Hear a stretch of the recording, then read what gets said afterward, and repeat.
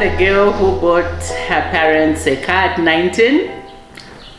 Well, we're still going.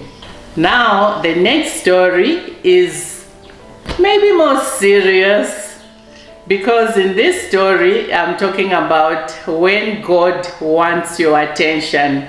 When God wants your attention, He will get it, ready or not. And this is what happened to me. I was minding my own business, running my business very smoothly. Everything was going well.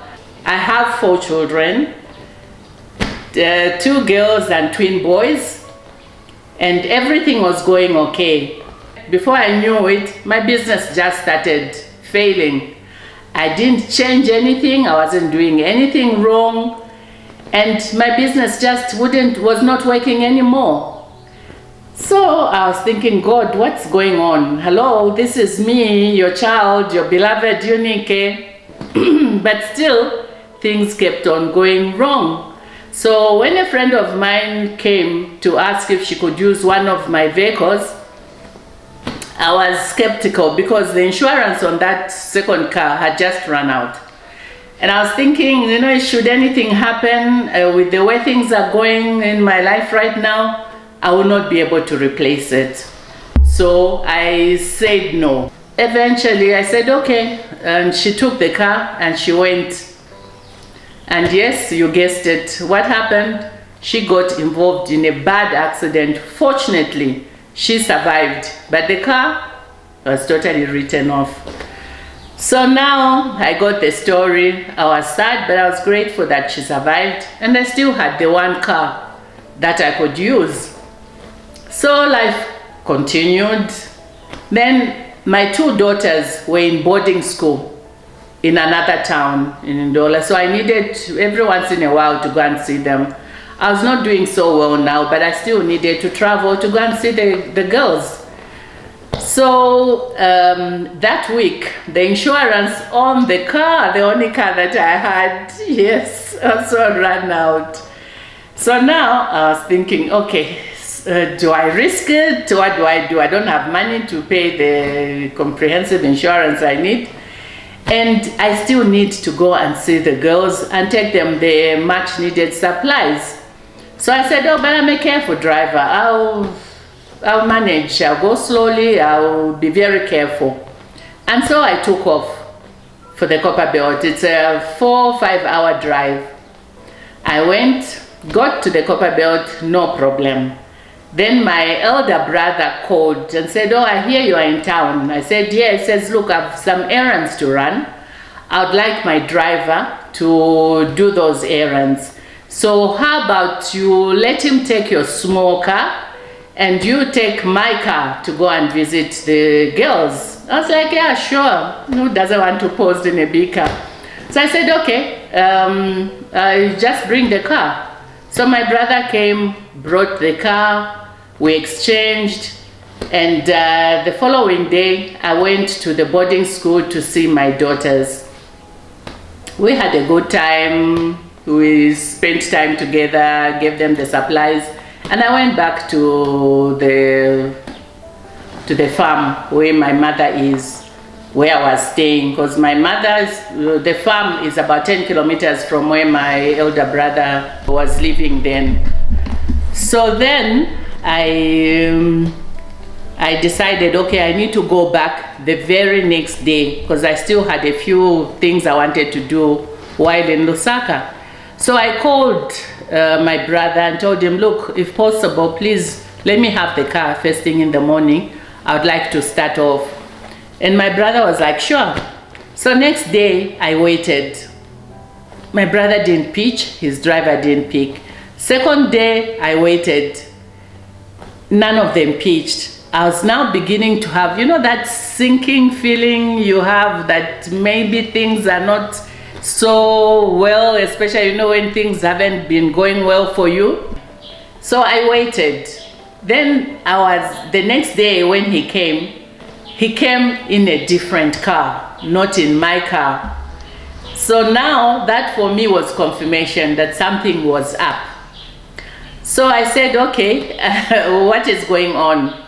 My brother knew I was going through a very rough time at that time.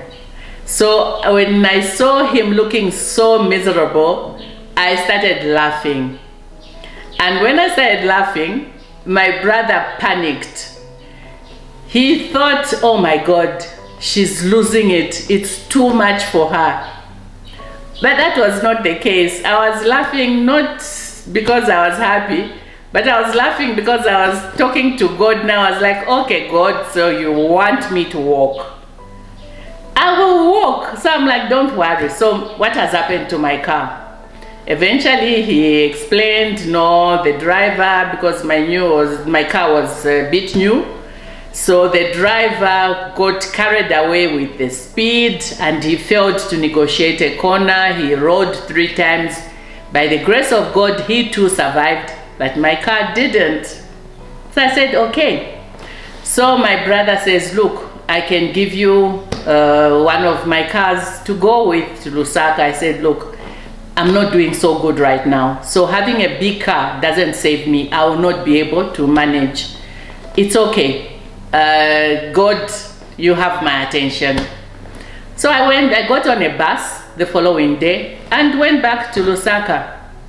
And when I came to Lusaka, that's when I sat down, and now I was able to really grieve, to really look through everything that had happened and really feel that pain, that agony. So I had a conversation with God. I said, God, I believe that nothing, yes, nothing can happen to me except you say it's okay, except you say so. So you have allowed me to be in this situation. I don't understand it. I haven't done anything wrong. In fact, my money, the money that I've been making, has helped so many people. There were times when even the school where my daughters were, the headmistress would call and say so many students are being sent home because their parents cannot pay the fees. So are you able to sponsor 1 or 2? And I would say, please, how much do you need for all of them? And the headmistress would say so much, and I would send a check for all the students. I helped students that I didn't even know. They didn't even know who was helping them. So I could not understand why God would allow me to start struggling the way I was. So I said, God, so now that you've allowed this, you have to take care of me. You know I don't have a husband. You know I've got 4 children to take care of. You said you'll be the father to the fatherless. My children have no father, so it's on you. I started now depending totally on God. Hey, my brothers and sisters, when you call on him, now I had a covenant with him. He will not fail you. It's from there that most of the miracles that I speak about started. And normally, when we start going through rough times, when things are not going right, we always think God is punishing us for one thing or another. That is what we normally think. Yes, it's possible, but in this case, God was not punishing me.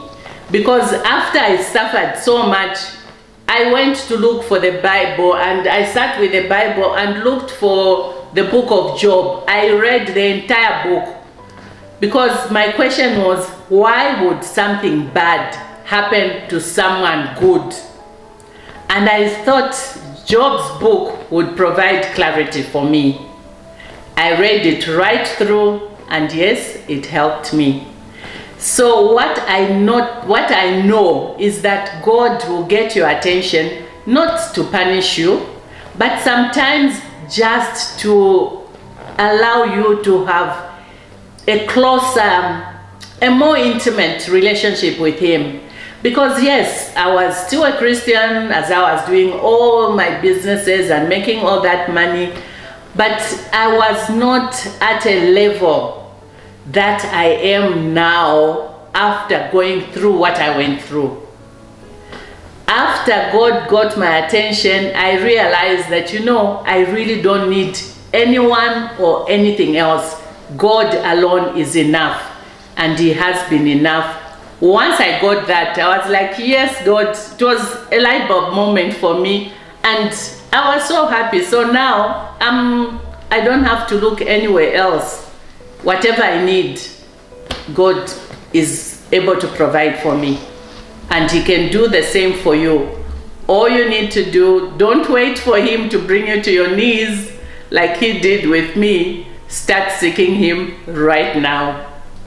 So please subscribe, like, hit the bell button so that you're notified as soon as new content comes out. And should you have something to say, feel free to reach out to me in the comments below or through the contacts that will be on the screen. Thank you for watching. Stay blessed. We carry on with our lifestyle. Please continue following for more miracles. See you in the next video.